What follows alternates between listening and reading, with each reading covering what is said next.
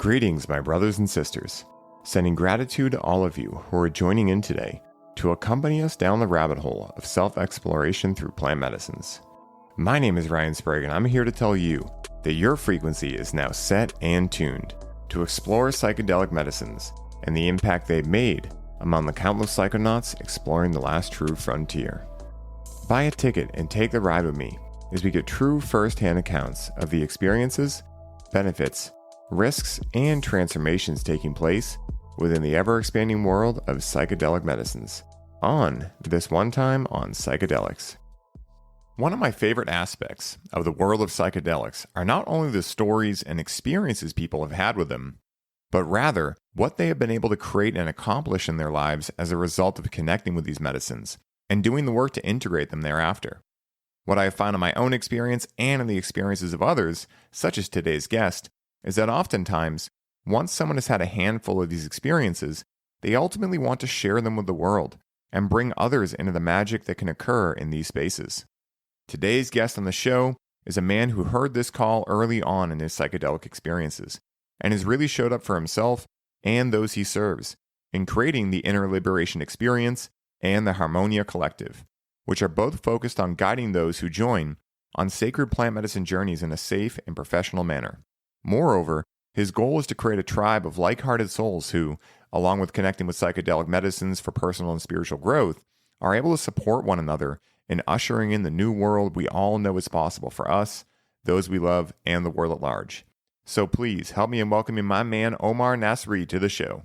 Omar Nassri, my man, I am super excited to have you here with me. You know, as I said in the intro, everybody, Omar and I got to meet for the first time back at Arcadia, Aubrey Marcus's festival out in Vegas. And we had a blast there, dancing at Desert Dwellers and a bunch of cool stuff.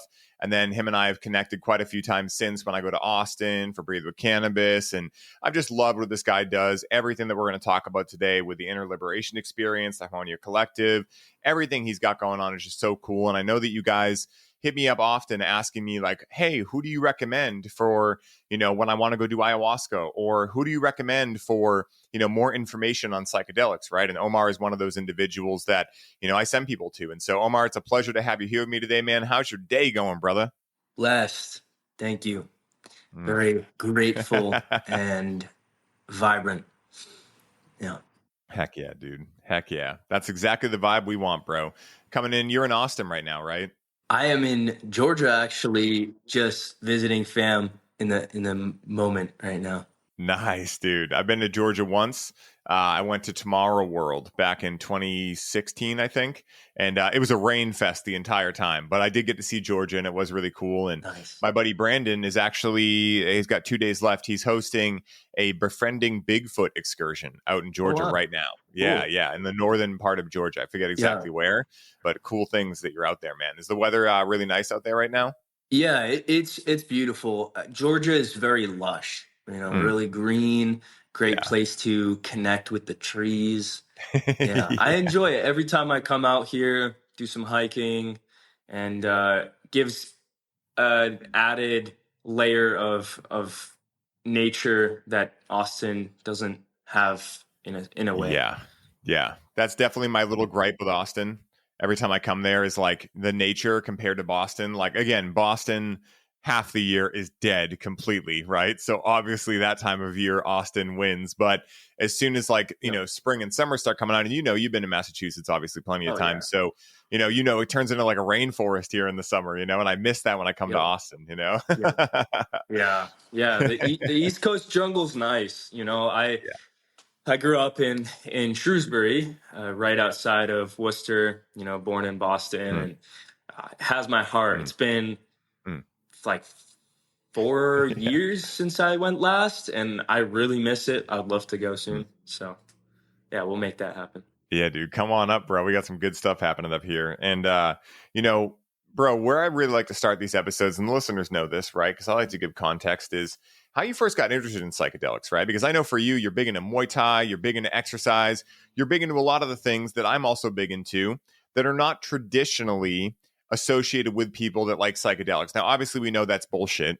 But again, like in the mainstream narrative, those things are very far away from each other. So how does someone that is so good at Muay Thai, so disciplined, so able to, create businesses and dreams and all these things. How did you first get interested in the idea of psychedelic medicines?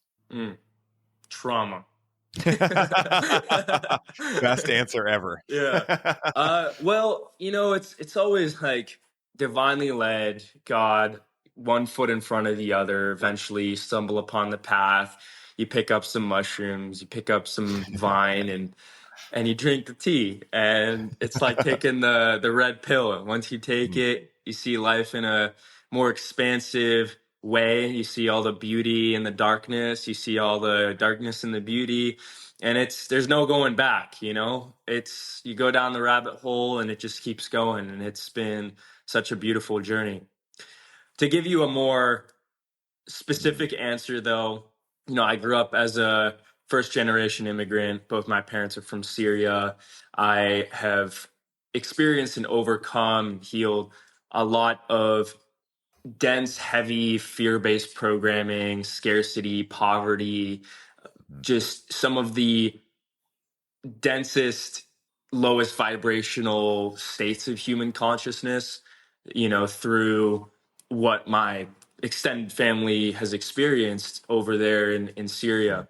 And being here, blessed with this life, I was raised in a very religious Muslim household, so it was very dogmatic. I grew up in this duality, living life in this Muslim Arabic household, which was great. And it set me up with a lot of morals and ethics and discipline, and also felt like an outcast. And I was this maverick that didn't fit in and had really no opportunity or no acceptance by my own family to be, merging and befriending other Americans and learning that culture, because we wanted to preserve our tradition. So a lot of it was like this entrapment and enslavement to the belief system that I grew up in.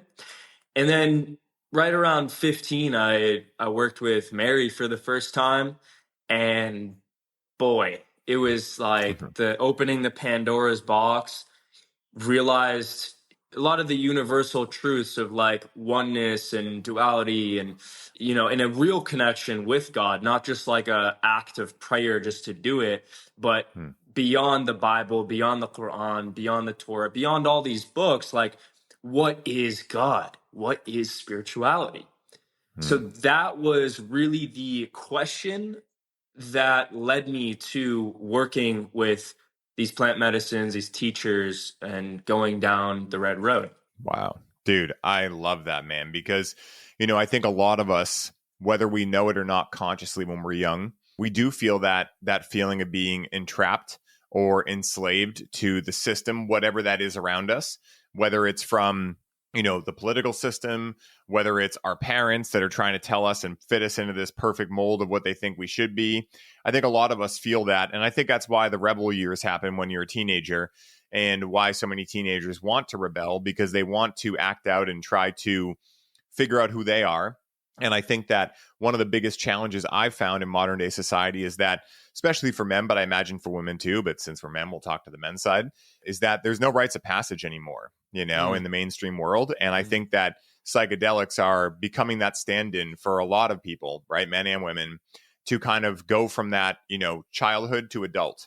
And, again, like when I say childhood, I don't necessarily mean being a child, like in terms of age range. I mean, in terms of consciousness level, because understanding the matrix, understanding the financial system, things like that. Sure, there's a certain level of importance to that, because we're playing an illusion here of the 3D reality. But those things are not nearly as important as understanding and experiencing what God is for yourself, experiencing oneness, experiencing that we're all one, that anything that triggers us is actually just us, right, inside of us. It has nothing to do with the other person. Those kind of things are the things I feel society is missing out on. And I think why psychedelics have become a stand-in for so many people, including myself, to be able to start answering some of the questions that I have that were not able to be answered through the mainstream channels, and by no means have I gotten an answer. It's actually been more of I don't know as I've gone up, but that's actually what the answer I was looking for is, because for me, I found that there's a direct link in my life anyway between the level of mystery I have within my life and the level of enjoyment I'm able to have in life. And so for me, I always thought, because of the system I was institutionalized from, going to school and things like that, that if you asked a question, there was an objective answer. And that kind of started to get me really bored with life, right? That there's an answer for everything. It's very easy. Everything's a math equation. But when you start getting into things like spirituality and these qualitative aspects of life, there's really no objective answer to it. And for me, that's actually what I find safety in, is the fact that we don't know, you know, because if we think about kids, they don't know anything and they're happy not knowing anything. They're just curious observers, you know? So I love this juxtaposition of psychedelics helping you, you know, break those metaphorical chains and that bondage that you had put on you, with a great opportunity, right, to have that put on you, to break it, to inspire other people, man. It's really, really cool. Thank you. Well, it's interesting. Even when you say that, it's like there's a level of knowing that it's not even me, and that, you know, being the hollow bamboo, just being the conduit. And so, yeah, so I really don't take much personally at all nowadays. And that's a beautiful thing. What I loved what you said about the element of mystery and finding joy and peace in the unknown. You know, the truth is, success is so subjective, and the truth is, no one has it ever figured out. That's the big question of life, is like, it's a big mystery. God is the question mark that our human mind will never be able to completely grasp. Even if you sit with Bufo, if you work with the toad, it will leave you with more questions than answers. But what it'll give you is a opportunity to rest in God, to rest in peace with that knowing of, like, we are infinite. We are one. This is all an illusion. Everything I experience in my reality is my own subjective illusion. And I get to choose and create that consciously how I desire. 100%, man. You know, I fully agree with that, especially Bufo, right? Because any of these psychedelics have the potential to take you to oneness, but Bufo, that's like, it's the name of its game, you know, it's just like directly to oneness. Yeah. And, you know, again, like for me anyway, you know, when I come back from those experiences, I can never really remember what happened. I just remember the knowing that everything is an illusion, exactly like you were saying. Everything is one. I can't remember exactly how I put it all together, nor does it matter, but I have that knowing. And that's, I think, one of the things I've seen with religion that gets kind of dicey, right? And not that I'm saying any of what we're talking about is religion, but to bring that into the equation here, religion asks you to have blind faith, where in reality, I don't really think that's necessary. I think that it's human nature to question and to potentially even think that things don't exist, right? Especially considering the world we're raised in. And I think these psychedelics are here that as we start to go off course a little bit, right? Maybe fall into our illusion of separation and get into nihilism or any of those kind of things. We have these teachers here that are perfectly situated here to be able to allow us to remember what we have forgotten, you know? And I think that's why the establishment has been so nervous around these medicines for so many years, because I think they understand the potential of what happens when someone realizes they are one with everyone, and that no matter what the color of their skin, their religion, whatever, that we're all, you know, children of God walking each other home. I think that can be very damaging to the powers that shouldn't be when it comes to, you know, what they're looking to do with control, you know, because these medicines, I mean, they break every single chain that you may have put on yourself or had put on you, you know, especially in the modern day world. I think these medicines are getting so big because, like we were talking about before we hit record, a lot of us are choosing positive polarity in this lifetime. We're choosing service to others. We're choosing to be coming from love. And I think that as more people tap into that, we're naturally going to want to find different teachers and things that can continue to teach us how to move deeper into that positive polarity, that service to others, etc. And I found psychedelics to be a fantastic way to do that. And I'm curious for you, man, like I know you have a lot of experience with Aya, which is one of the only medicines I've yet to sit with. How would you compare Aya to cannabis, to Bufo, to peyote? Like, I know this is a gigantic question, so just take it wherever you want to go. But what's the first thing that comes into mind or heart when it comes to how you personally distinguish these medicines? Great question. So grandmother is known as the divine mother, the master plant. They're all master plants. However, the way that grandmother teaches is she'll bake you some cookies. You'll feel good. You'll be happy. You'll really feel the joy of life, and you'll see the beauty in everything. It helps us realize the perfection in it all.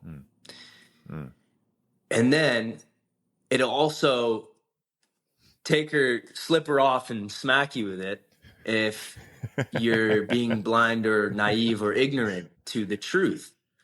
So, it has this elegant way of like bliss and ecstasy, but also, again, slapping you in the face if you really need it. And that's a beautiful thing, because I think medicines like grandfather Wachuma, he's very gentle, is very subtle, teaches through this metaphorical storyteller. And grandmother is very much can be a vivid, like cathartic experience. I mean, it's one of the medicines that I've personally, and many members that sit with us, have their kundalini awakened through that very cathartic releases, like, hours of just like out of body and, being in a complete place of like, they're beyond the realm of the 3D, beyond being able to perceive their body.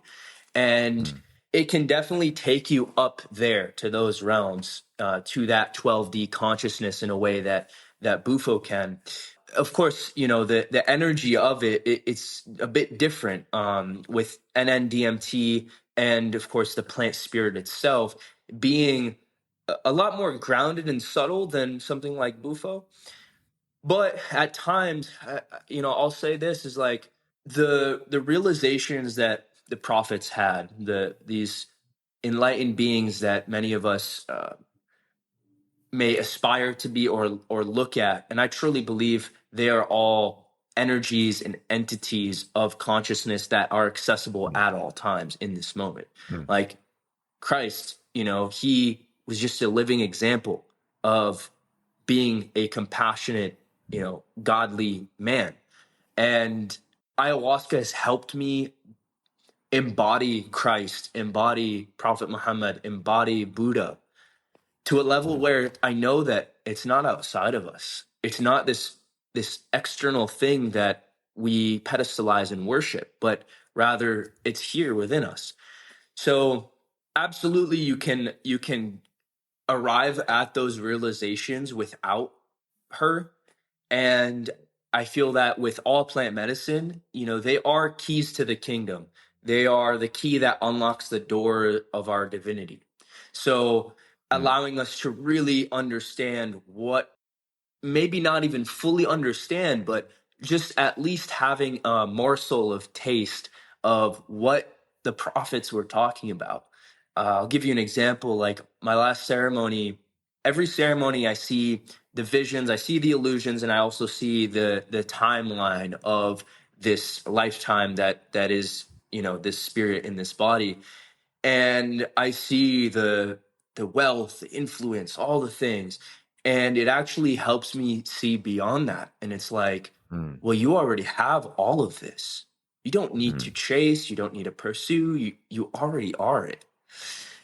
And I think that's a beautiful thing, to be able to rest in that and operate from that place of I am enough. I'm worthy. I got everything I need. And yeah, I truly felt, especially this last time leading the inner liberation experience, it was a beautiful ceremony. And I had about, in the first 30 minutes, the most vivid, clairvoyant conversation that I've ever had. I felt like a scribe. Like I felt as if, I was Prophet Muhammad sitting in the cave of Hira, downloading from the angels the message. And from that moment, it really, it hit me, and it was like, okay, so you've been given this message. You've been blessed with the knowledge and the opportunity to carry the wisdom. And that is your greatest privilege, but it's also your greatest burden. So it's this double-edged sword that we can carry when we work with psychedelics. And not everyone will have these experiences. So when I say this, I don't want anyone viewing this to think that, to have the expectation that they're gonna, have this exact experience. Everyone's different. Everyone's timeline, his process, his realizations is going to be subjective and perfect to you. But at the end of the day, it was like, okay, have these truths now. Your challenge is walking with them with humility and being able to have awareness and integrate the ego, not to abandon it, not to say, that our human is bad and is wrong and is sinful. Like many of these religions try to convince us that we are just innately flawed and broken. No, we're innately perfect and whole and pure. And when we go through our life with the devil's whisper, which is really just our own internal dialogue, our inner critic, our own devil that is, keeping us in a place of familiarity, keeping us in this old programming. But it is like the, this energy that we do fight against. It's like you versus the anti-you going in your life. And I feel that ayahuasca, she does a beautiful job of helping you overcome that anti-you, helping you to shed the stories, to rise above the trauma, the beliefs, and just see the perfection in it all.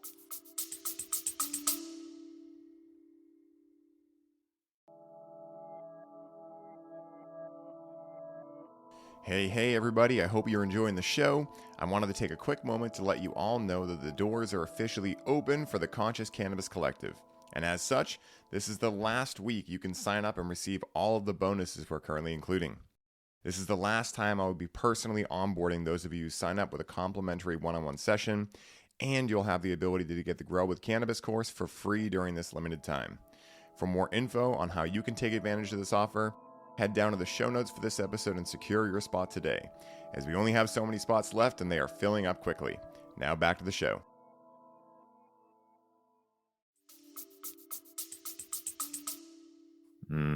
Dude, I love that description because, for me, I always like to think of this metaphor of a kitchen table that at its root, right, is able to have memories made out of eating with your family, right? So it's got a really good, solid purpose to it. And it's very good at what it does, right? It allows you to eat meals at this table. But after a while, maybe your family gets busy and they start putting pages and papers on this table. And eventually there's no table left, right? It just looks like a mound of papers. And so eventually we forget what the table even is. We forget it's even there, let alone the fact that we used to create memories at it and that we were able to really explore our family and connect and things like that. And I like to think of this analogy being synonymous with our lives as human beings, as we're, when we're born and we become a child, we're very pure, right? Especially before the age of like 5 to 6 when the ego develops. We're very pure. We're basically like God just experiencing. Yep. And then we start to have programs, patterns, belief systems, stories, etc., piled on top of our metaphorical table. And there's a certain point where one of my favorite quotes is like, the first half of life is becoming an adult, and the second half is, reversing back into being a child that can drive cars, Yes. So, it's like, this whole process of unbecoming, unlearning, etc. I feel as though, as someone who majored in psychology, as someone who's a coach and does all these things, people ask me all the time, do you need psychedelics to get these insights? And I'm like, no, for sure not, right? But the question for me always is, do I want to take a rocket ship or do I want to walk? Yeah. And again, I'm not saying that a rocket ship is better. It can be scarier. There's a lot more chance of crashing and burning potentially, right? So I'm not saying that it's better. But for me personally, in my experience, I know that time is the most valuable and limited resource we have. And so if I can get somewhere I want to go quicker, even albeit if it's more challenging, if, I get really nervous during it, right? Which happens during psychedelic experiences, I'll take that bet every time because I know that all I'm seeing in these experiences, anything that scares me, any challenge that pops up is just another aspect of myself that I've yet to accept and reclaim into my wholeness. Right. And when I can go into an experience with that understanding that I'm never meeting anything that is not me in some way, shape, or form, that makes me able to have a lot less fear in the experience. And, I get hit up by people all the time, like, how do you overcome fear in the experience? And I say, well, you remind yourself that you chose to take this experience, that you are a willing participant. Yep. You knew something was going to happen. The version of you that came into this experience was probably feeling a certain amount of feelings surrounding, like, maybe life's getting gray, maybe, you're feeling blocked. And now when a challenge pops up, you're like, right, because the ego wants to run away from it because it doesn't want you to see all these things that it's quote unquote protecting you from. But when you can actually go into that and allow the plants to show you those things and love them, then you can create these incredible experiences where you come back to oneness, wholeness, all these things, and you leave that experience with having that experience, and you're never the same person again. Like you mentioned, integration is necessary, right, to actually like stabilize what we're showing in there. But, even for friends of mine that, went on some experiences younger and didn't really do much to integrate, like they've never exactly been the same again in a positive way. Like they may not be the most spiritual or even religious person, but again, like they have this connection to the world around them that they may not even be consciously aware of, but is very easy to see, when you're aware of these things and when you're around people like that. So it's super cool, man, that you bring that up, because that for me is the exact reason I love psychedelics more than anything. Is they are unabashedly willing to show you the truth, Yep. The capital T truth, Yep. Not like our subjective version of it, but the truth. Yep. And when you see that, it's impossible for Pandora to go back in that box after it's been opened. Yeah, well said. Hell yeah. So yeah, man, I'm curious for you, like, when it comes to all the experiences you've had with many different medicines, are there any that pop immediately to mind or heart that were maybe like a very big life-changing experience? Maybe one that you can think about that was maybe different than the others. Again, I'm not going to say better or any of these duality terms, but, maybe deeper, maybe like shocked you in a way that you had not expected before. Tell me a little bit about that if one pops to mind or heart.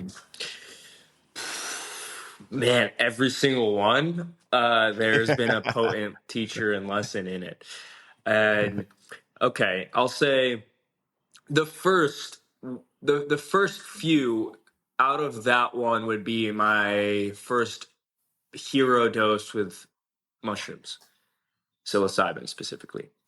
And I turned 21. I just did a 4-day fast and went to Joshua Tree, and I went, very primed, very clean, solo mission. Everyone's like goes and parties when they're turned 21 and goes and drinks their first beer first. I'm like, I'm going to do my first hero dose. All right. So this is wild.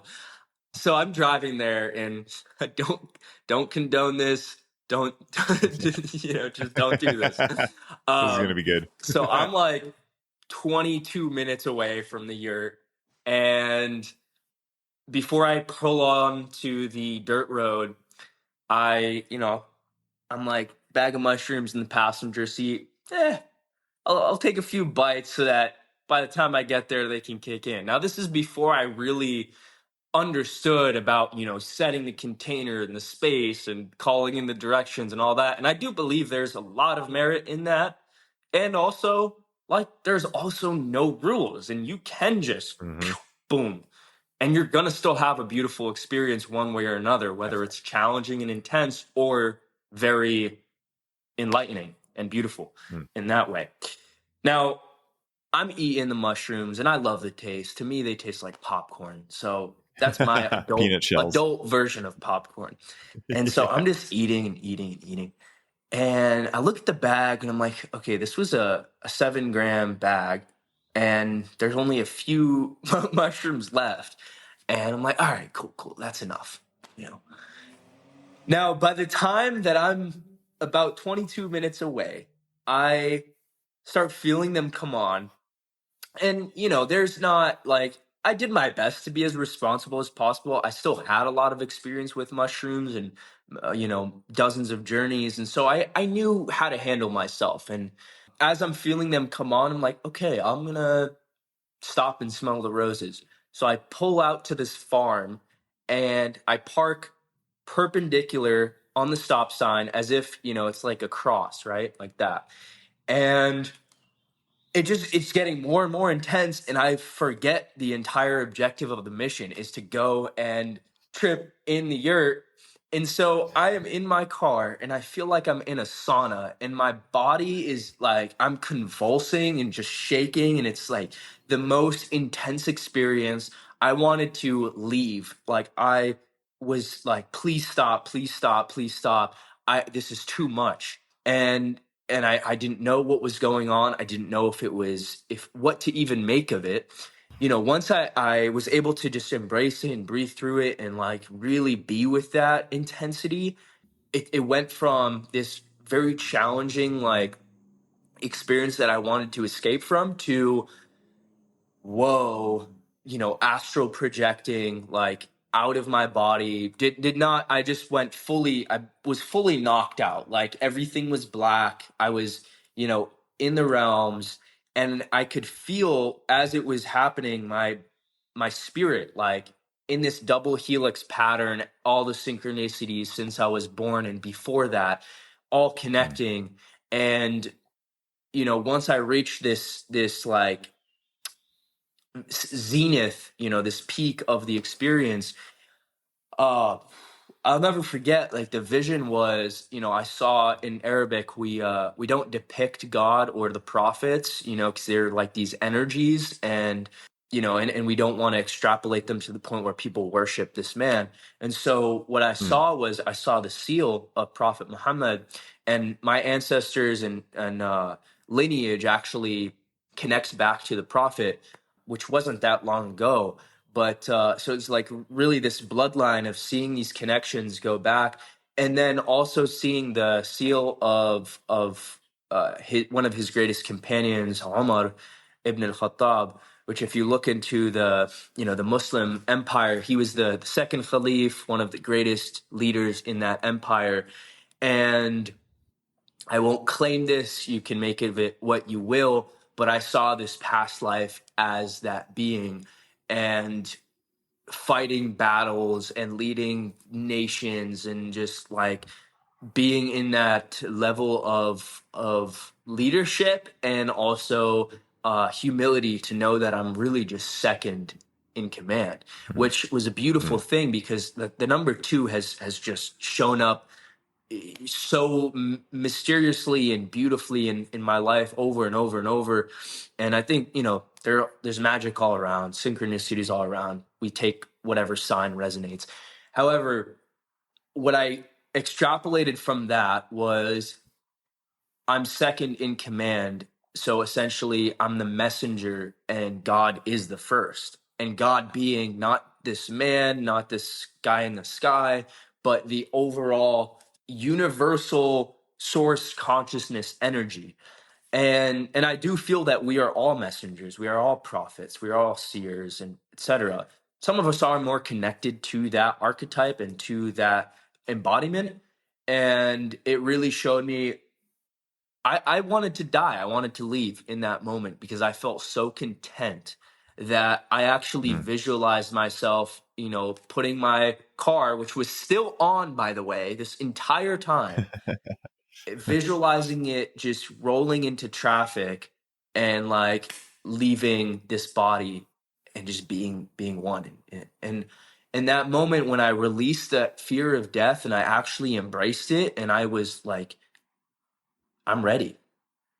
Something happened that shifted the way that I operated from this boy, and this truly was one of the greatest rites of passage that I've ever had.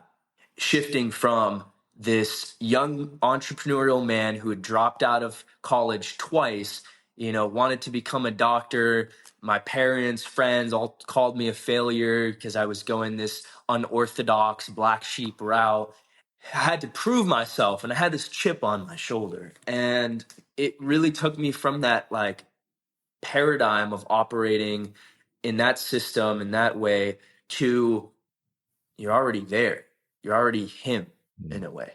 And yeah, so ever since that, it's been a very strong and clear mission for me at least in this lifetime, like I'm of the camp that, yes, we take on our purpose, but our purpose is just the human experience. Like we can just enjoy it. And within that, at least for me, my mission and vision is just to spread the message. And the message is to remind people of their divinity. The message is to, like a preacher would, preaching about God, but in this way that isn't dogmatic, that I'm not trying to convert anybody into a religion, because none of these masters, none of these gurus, none of these beings really wanted that. They didn't want to be worshiped. Jesus never said, you have to be Christian. He wasn't even Christian. He didn't even write the Bible. Like what?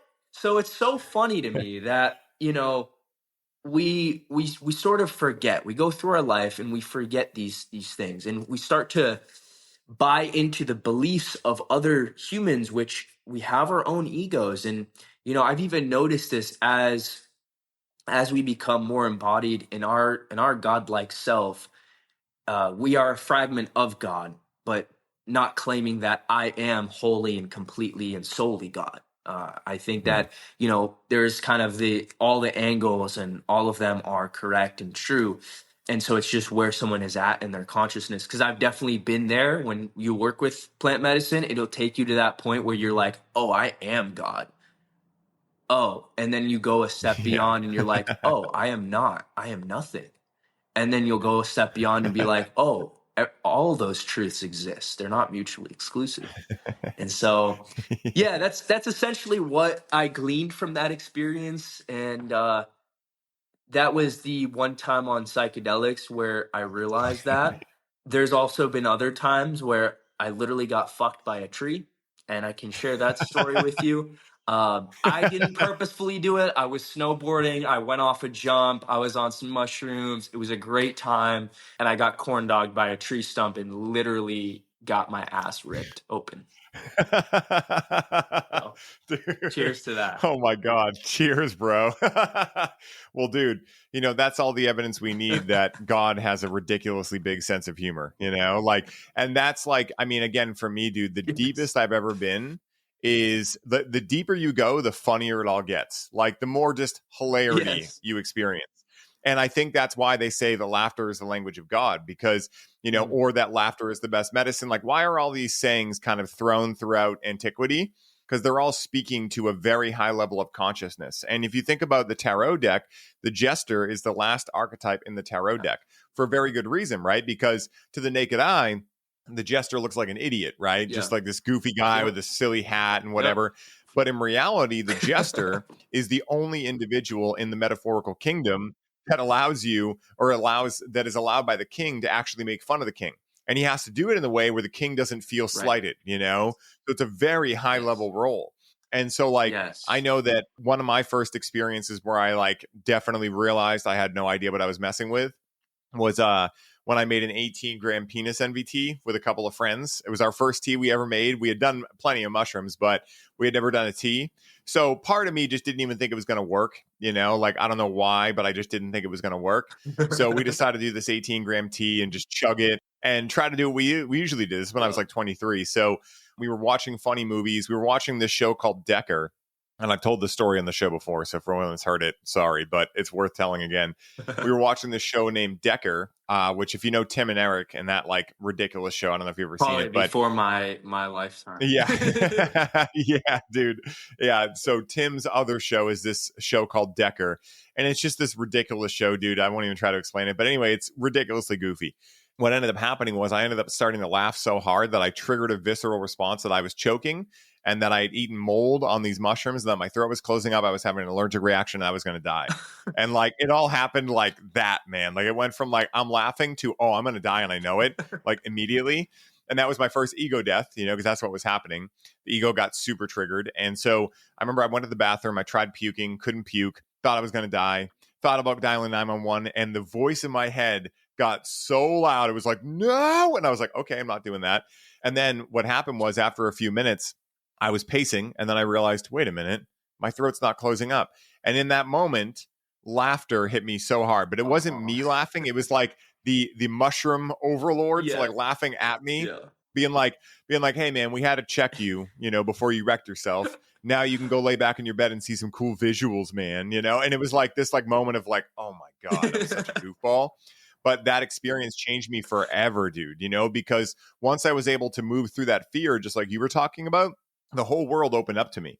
And the rest of the night, I was just like a little child in the hand of God, just exploring the universe. I remember like when I finally get there and I've broken through, whether it's the Akasha records or whatever, there was this immediate question I had of like, ooh, like, I think I can figure out any answer here, right? And the entity that I was speaking with was like, yeah, we can tell you anything you want to know. And I was like, cool. So are aliens real? The entity was like, dude, are you serious? They were like, you come all the way here and that's the question you asked? Like the most obvious question, like, duh, there are other beings in the universe. Like move on from that. And it was just this like hilarious back and forth with like this very sarcastic but very loving entity that after that, I really had a whole newfound respect for the mushrooms, and ever since then, I'm very aware of what doses I'm doing, what I'm looking for. And I'm also making sure I tell myself beforehand, hey, you could always have another experience like that. Just be aware that can happen, and that's one of the reasons I created the show, right? So people can understand these types of things and understand and maybe not have to repeat the same mistakes that we did. Maybe they do. Maybe that's part of their Dhamma. But at the same time, like, being able to share these things and, again, I imagine for years too, it wasn't funny when it happened immediately, but afterwards, right, you can look at it with a different set of eyes and be grateful for it. So it's funny to hear those stories. Yeah, I mean, it's like when it happens, you are just in a state of awe and perplexed. And I know that feeling to me lasted for a while as I would share the story with close friends and integrate it myself and like, what did I experience? Like, was that an ego death? What was that?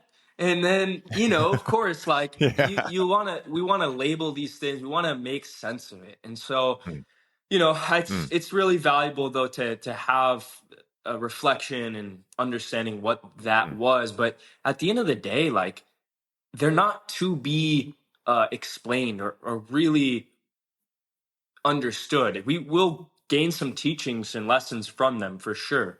Yeah, there's been plenty of experiences like that for me. I mean, even last retreat where we have a festival day. It's really that day is dedicated to the air element.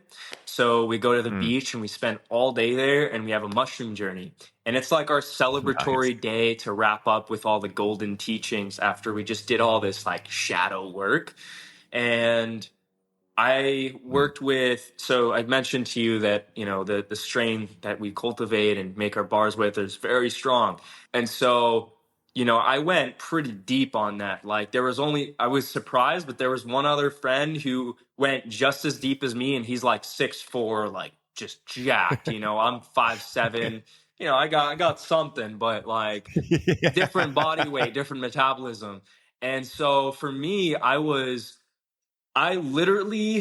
one point I remember where, the waves in Costa Rica are very intense. They can easily sweep you away. And, it's like, so you got to be aware of that. And as a facilitator, I mean, I've assumed the liability of like, if I die, I die. Like that's literally the mindset where it's like, no, now I do have a family and a son on the way. And like, so there's a level of precaution where I'm not going to do, silly things.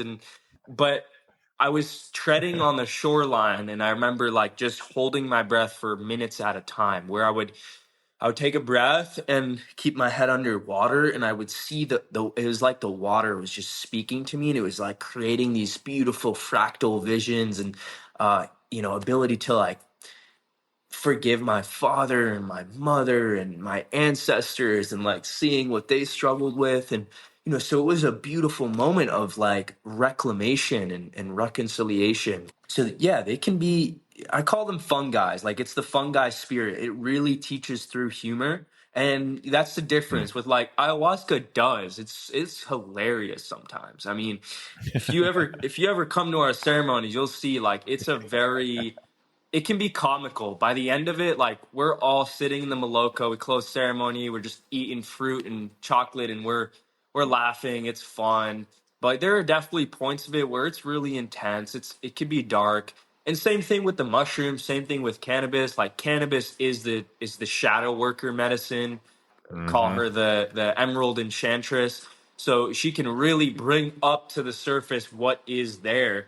And that's why a lot of people experience paranoia and fear and all of these things. It's not that the medicine is like not working or that it's bad or that it doesn't work for you. No, it's that you've got some things to work through to alchemize, because it'll just show you what's there. And the mushrooms also, they do a beautiful job of like rebirth, life after death, where it'll help you rebirth into a new identity and to transcend the old one, the old programmings, the old patterns.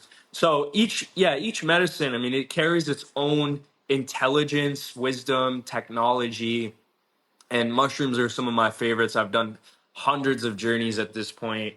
I've worked with them very extensively. I ran an experiment for almost 2 months, like living in a cabin in the woods in Wimberley, Texas, and that's where I wrote a lot of work there, and it was a lot of play, and it was interesting, but and I don't condone that you work with mushrooms pretty much daily for that long, because it left me pretty much detached from reality to a level where like I was okay being a fairy and like not owning anything, not having a bank account or any money, and just like being that kind of way is I've been able to do that. Like I've been able to travel the world and be gifted with a lot of things, and just there's merit to it, but also like I think the most integrated level of awareness and spirituality is like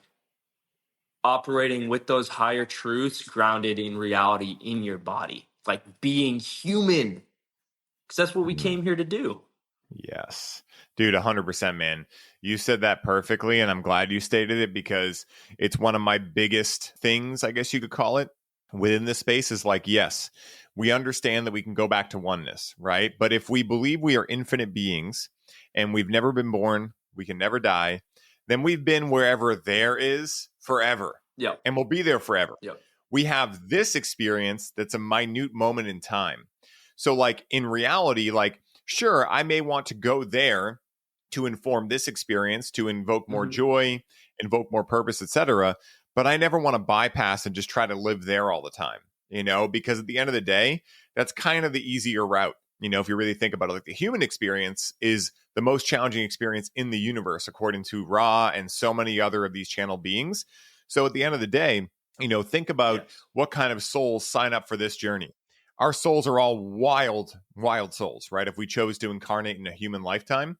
So I want to be here as much as possible. Sure, the same way that, I'm running my business and I may work with a business mentor from time to time, but I'm never going to just like stay in certifications constantly and never start my business, right? That's kind of the same idea. And we see that playing out actually in the industry that we're in, coaching and things like that. But I think the most important thing is to, as Ramdas says, be here now, because we won't be here forever. We will be there forever, So at the end of the day, that distinction for me is really, really important. And I'm glad you also brought up cannabis being the shadow work medicine, because that's always how I've seen it, And, I've enjoyed greatly being able to work with that medicine for exactly that purpose, because it works very well for it. And it is like the number one medicine that people will blame, right? They'll be like, oh no, that makes me anxious, or that makes me paranoid, right? And I talk about this all the time on the show, but, again, nothing makes us who and what and how we are except us, right? So if we are paranoid, we are identifying and putting a label on a certain energetic frequency we feel within us, right? But that doesn't mean that we are that thing. And it doesn't mean that the medicine made us that thing. It just means that a certain energetic frequency is going through our bodies, and we can either bypass and try to blame something else external for why we're feeling it, or we can take ownership and actually choose to learn from it. Those are the only two options. And if we bypass it, it's still going to be there. And we're going to have to go through it again and again until we get the lesson. So for me, it's just like, again, going back to efficiency, it's like, do I want to have to relive this thing over and over? Or do I want to just sit with maybe the potential suck or the discomfort right now and be able to move through it once and for all, or at least move through it in this particular way once and for all? Who knows? It may show up in a different way. But I think that's so important, because, I think with psychedelics, especially with the mainstream now kind of locking into them as well, I think a lot of the narrative is, oh, they can do so many amazing things, right? They can heal PTSD, they can do these things. And it's like, yes, but it's kind of the same thing as saying like, hey, weight, right? Like lifting weight will give you big muscles, right? So if you just see it like that, you're like, oh, that could be easy, right? But until you've like, done Bulgarians with 120 pounds and you're like, oh my God, my fucking quads are going to explode, right? But your ability to get through that over and over again actually makes you then want that burn. You don't even like going to the gym if you don't push yourself to that level. And so that's really, I think, what we're building here with psychedelics, with exercise, with any of these things is resilience, right? Like, what is your ability to actually welcome in that uncomfortability, that discomfort? And, one thing we know about life is that it is ultimately going to be uncomfortable at times, and we can't really control it. So the best thing we can do is set ourselves up for success by being able to put ourselves in these areas of uncomfortability or discomfort so that we can transcend them. And then when life throws those things at us, we have a better chance of responding to those things rather than reacting. So it's super important, man. Yeah. Some good shit right there. Oh, yeah. I'm curious for you, man. I know that you're doing a lot with the Inner Liberation Experience. I think you have an upcoming retreat next February in Costa Rica. And like we were talking about before we hit record, I have people hit me up all the time saying like, hey, how do I get involved in these types of, get-togethers? Where do I find people, et cetera? And I love what your organization does. I'm going to go to one when my schedule allows for the timing. I've been thugging it out with work and whatnot. But, tell me a little bit about the Inner Liberation Experiences, the one coming up in February, so the listeners can kind of hear what to expect and, where it's going to be and things like that. Beautiful. So Inner Liberation Experience, it came through as a download in a journey with grandmother. And my wife and I founded this creation. It's really the ultimate. I put that in air quotes because I'm not saying that it's the best, because I think there's different strokes for different folks. But when I say it's the ultimate holistic spiritual evolution retreat, what it really is, it's not just a medicine ceremony. It's not just another retreat. It is really a program. So taking people on this self-development adventure, it's like the Everest of experiences. So bringing together the medicine work of whether it's grandmother, grandfather, Santa Maria, mushrooms, whatever the medicines that we specifically focus on, because each one is unique. Every single retreat is different. And we curate these containers very intentionally, selectively, and intimately. So it's all organic through our personal network, referral based, word of mouth. We put out our visual representation of it, but there's no like add to cart. You can just pay for it and come. Everyone that does come goes through a diligent discovery process so that I, as the curator, and along with our team, can really understand where that person is in their journey, what their intentions are, their goals, their visions for themselves, what they might be struggling with or challenged by, and how to best serve them, and whether they are truly aligned with this experience and with our container. And again, each one is different. So I intentionally think of like, who of my friends are more apt and congruent with being in this container versus this one. So we'll have certain containers that are more curated to like a young entrepreneurial man, someone who's really like in that ambitious strive mentality. We'll have containers that are more of like a broader range from like 25 to 65 of people who are, earlier on in their journey in leadership, entrepreneurship, business, or maybe even just like working their corporate job, whether, they're aspiring to that, or people who are very advanced, might be even like retired and affluent and have done very well for themselves financially, but are looking for that like fresh start again, as you said, cleaning the kitchen table from all the papers and, being able to start fresh. But these experiences, they help to awaken evolve, help us thrive, and really embody our greatest self through the holistic teachings. So it's not just like focusing and fixating on whether it's ayahuasca, whether it's San Pedro, Bufo, etc. These are all just teachers. So we know that, and we operate with a level of integrating all the different practices that have been very valuable to each one of us. So let's say, even just like freestyling, music medicine, ecstatic dance, qigong, body work, acupuncture, meditations, dynamic workshops, activations, embodiment practices, helping people step into full alignment with their dharma, their purpose, their passion, and build a prosperous life for themselves.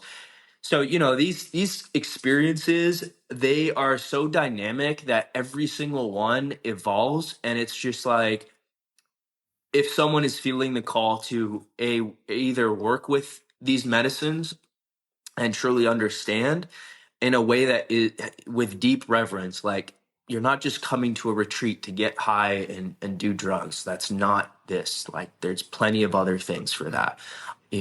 I see a lot of like escapism, and I recognize it within myself, because until we've met all parts of consciousness within ourselves, like, we haven't really gone deep enough. So coming from someone who has done extensive work, like, I have come to the point where I actually don't work with medicine as much. Now it's really just a tune up. I mean, right now I'm currently in this hiatus, abstaining from Santa Maria and really from everything except, like, I've been working with some tobacco here and there, some ambil in a micro way. And yeah, so that's the premise of what it is. It's like a mind, body, spirit boot camp. We've had people that come through and it's a catalyst for them in their business, like building multi 7, 8 figure businesses through it and after it.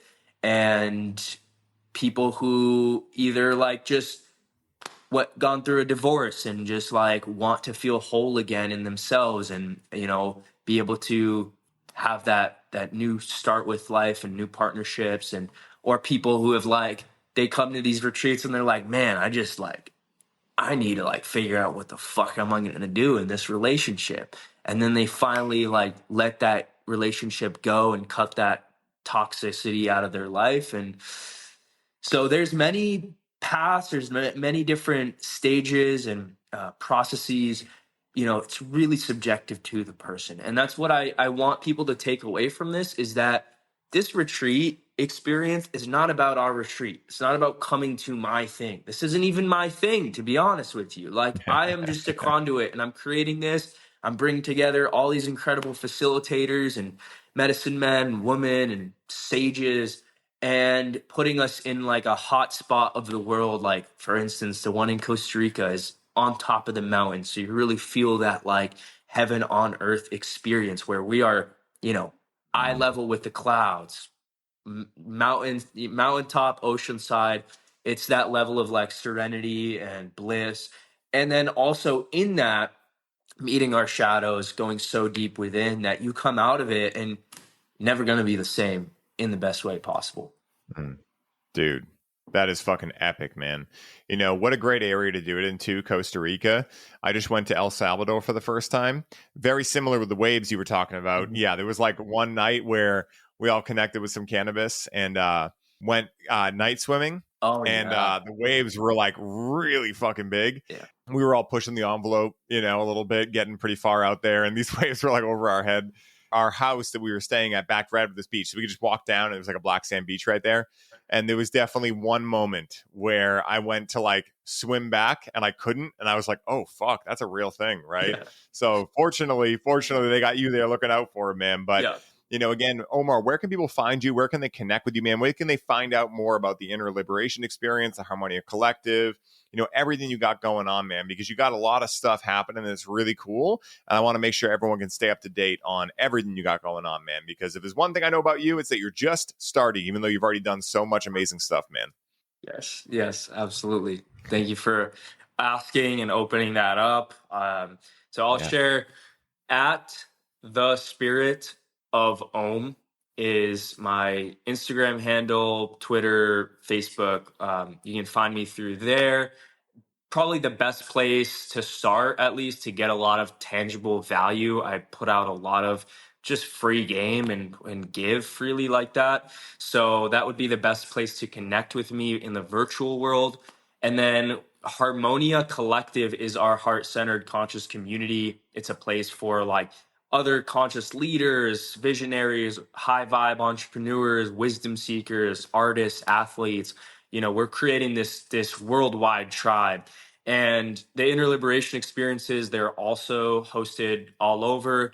So, we have one coming up in Austin, June 6th to the 11th. If you're watching this before then and you're in Austin, just message me. We do everything. It's a nonprofit organization, so everything's on a donation-based sliding scale. We even offer financial aid if needed. And, there's still a few spots open with that one. We have our Prince coming Earthside in August, so no retreats during those few months. And then we're planning one end of the year. And then really the flagship experience in Costa Rica is the Heaven on Earth experience, which is going to be sometime in February. And we're just opening up now for enrollment and early bird in that. It's very affordable, like especially compared to a lot of the other retreats out there. This is not a commercialized experience. This is not for the masses per se. We really make this as, it's like a family style, close to the heart experience. And so with that being said, there's plenty of other offerings, one-on-one coaching with me, the way of the Jedi. If someone is already an established and high performer, if you're, an entrepreneurial man and you simply want to scale your impact, income, and well-being, I'll help you essentially unlock that God mode and really operate from a greater place of performance, energy, vitality, and strengthen your union within yourself. And if you are in a relationship, strengthening your partnership. So there's a lot of, different offerings and things, but that's really just to say that, like, whoever you are, if you're listening to this, I got nothing to sell you, first off. Like, I'm just here to give. And if you never, ever invest in any of the offerings, that's cool. If it calls to you and you're like, hey, this really resonates and you want to learn more, amazing. I always lead with value. Everything we do is on an attraction basis. So there's no strings attached. There's no pressure. There's no expectations. It's just out there for the people that really are called to it. Dude, I love that, man. And Omar, I got one last question for you, bro, that I ask everyone that comes on the show. And that question is this. Let's say that someone listens to this episode and they're really excited to explore psychedelic medicines in their own life. What is the one piece of advice you would give them to allow them to use proper discernment in choosing whether or not these medicines are right for them right now in their lives? Who is seeking? Dude, I love that. That's the question I would ask. I love that. Like, who is the one? And yeah, who is the one? From which place? What place are we coming from when we are working and engaging with these teachers? Because they hold this infinite intelligence and power. And as we alluded to earlier, it's a double-edged sword. Like, they can slay you. They can help you stand up and rise up. And so practicing with humility as well, knowing that you don't know. And that's really the first step to enlightenment, you can say. And the other thing I'll say is, before enlightenment, chop wood, carry water. After enlightenment, chop wood, carry water. Yeah, dude. Very sound advice. Yeah, man, it's been amazing having you on. I can't wait to have you back on. We'll have to do one in person when I'm in Austin next, or we're all chilling, hanging out. I really, really enjoy coming to Austin and getting to see you and doing the Breathe with Cannabis events and everything. Austin's like becoming my home away from home.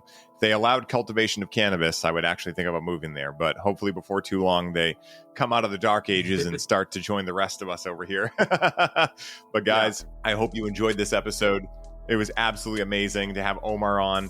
Like I said in the intro way back an hour ago, when him and I met, I immediately knew I had found a brother and Omar, and I'm just super excited to be able to share everything he's got going on with all of his organizations and everything he's doing, because he's really creating an amazing, amazing sense of light in the world.